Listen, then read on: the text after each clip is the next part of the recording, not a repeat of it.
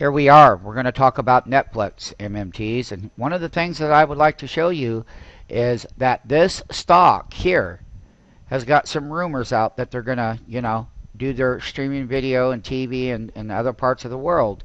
My point of it is what I would like to show people here on this daily chart. First of all, let's calculate. It does like to pull back. The last pullback was pretty good. It was from 276.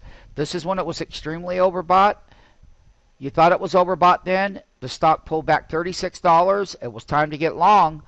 Now we are more overbought on Netflix, and this is what happens in these volatile markets. Kind of reminds me of what stocks were trading like in some of these cases, like the Netflixes and some of these price movements that we see today are similar to what happened back in 1999, if any of you remember those days. So the closing price was, daily closing price was actually the low on 7/1 was 262. It closed at 267. Today's high, and the shorts are just getting walloped, is 291.23. And the reason why it's good to have up and out of the volatility calls, you never know what's going to happen with these high beta stocks. During their last earnings report, they got slammed. I just want to point out that we're going to be watching where eventually that this reversal would come in, similar to this kind of reversal here. As we make the tops, we'll monitor these daily opportunities. So Netflix at one time was up over $21, huge bull gap, never looking back. That's on a daily chart. When we go behind and we look at the scenes over here on the 3-minute chart, you can clearly see here, I will try to enhance the candles a little bit more. Excuse me, it went down. Netflix is right here. There we go. So you can see that was a close. There's that 3-minute bar. Then we made the tops over here and we pulled back intraday.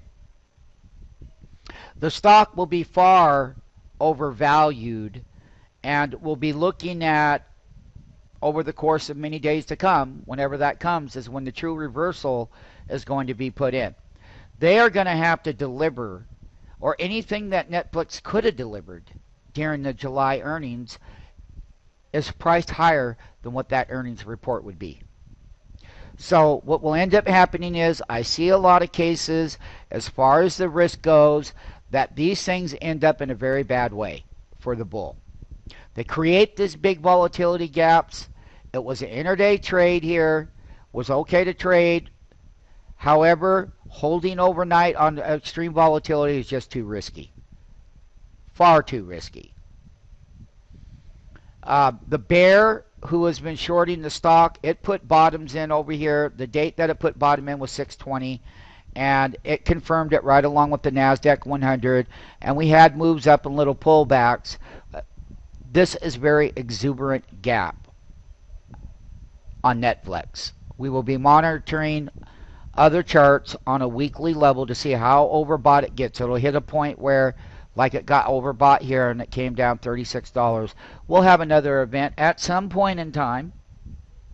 I didn't say that that was today or tomorrow or next week or the week after.